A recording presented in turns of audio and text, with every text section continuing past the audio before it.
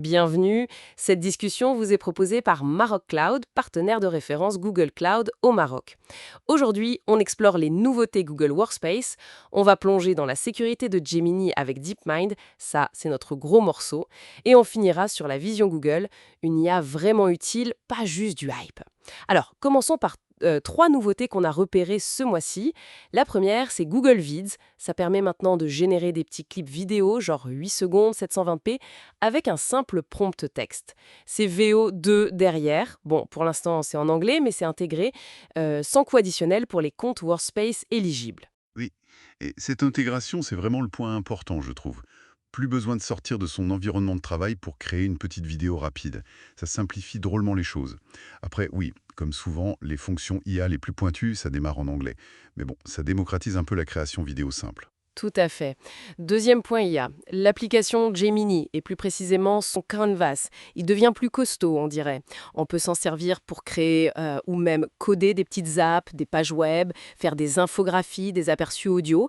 Et on peut aussi apparemment importer et modifier des rapports de la fonction Deep Research avant de les basculer vers Docs. C'est pas mal ça. Oui, on voit que Canvas prend de l'ampleur. L'idée, c'est d'en faire une sorte de centre créatif, quoi. Ça fait le lien entre la recherche d'infos via l'IA et la production de contenu. Un flux de travail plus intégré dans Google. Logique. Et la troisième nouveauté, celle-là, elle était attendue, je crois, les résumés de conversation Google Chat par Gemini, qui arrivent enfin en français. On survole la conversation non lue ou on appuie longuement sur mobile et hop, Gemini propose un résumé. Pour aider à prioriser.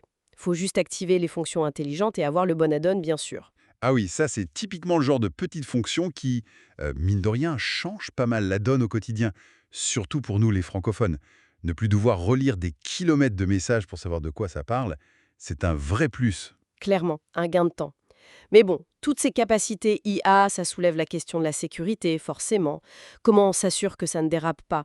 Justement, DeepMind a publié des infos là-dessus, sur comment il protège Gemini. C'est là que ça devient intéressant. Absolument.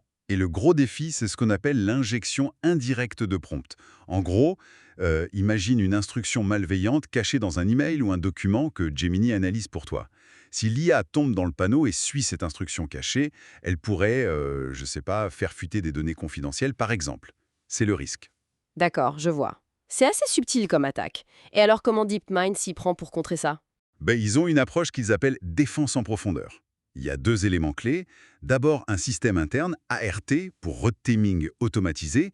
En gros, c'est une autre IA qui passe son temps à essayer d'attaquer Gemini.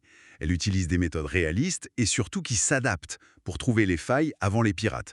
L'adaptabilité, c'est crucial parce que les attaques évoluent tout le temps.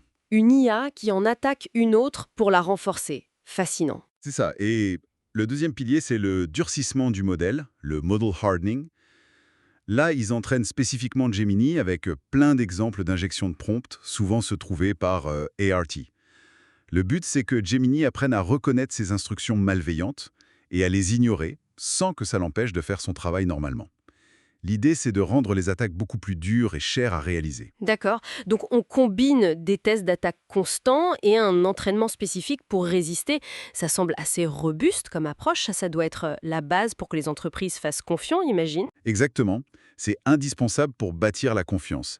Et ça nous amène à la vision plus large de Google pour l'IA dans Workspace. Oui, parlons-en. Quelle est la philosophie derrière tout ça, au-delà de la technique pure? Suivre la mode de l'IA. Et ça se traduit comment, concrètement, cette aide? Principalement par l'intégration. Gemini est dans Gmail, dans Docs, dans Meet. On n'a pas besoin de changer d'outil ou d'apprendre un nouveau logiciel. Il est aussi l'accessibilité. Des fonctions IA sont incluses dans les plans Workspace. Pas forcément besoin de payer un supplément énorme pour commencer à en profiter.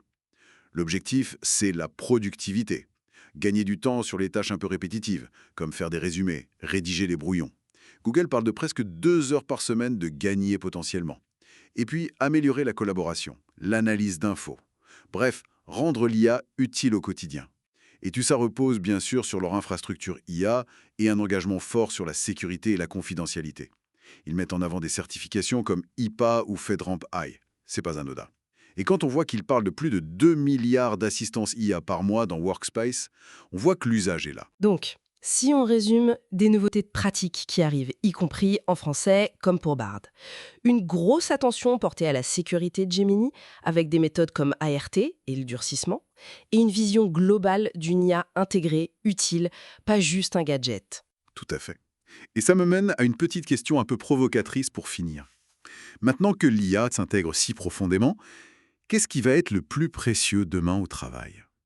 Savoir poser la question parfaite à l'IA pour qu'elle nous donne la meilleure réponse, ou bien avoir le discernement pour savoir quand il faut justement ne pas écouter sa suggestion et faire confiance à son propre jugement. Excellente question pour réfléchir. Merci beaucoup pour cette analyse. Et merci encore à Maroc Cloud d'avoir rendu cette discussion possible. C'est tout pour aujourd'hui.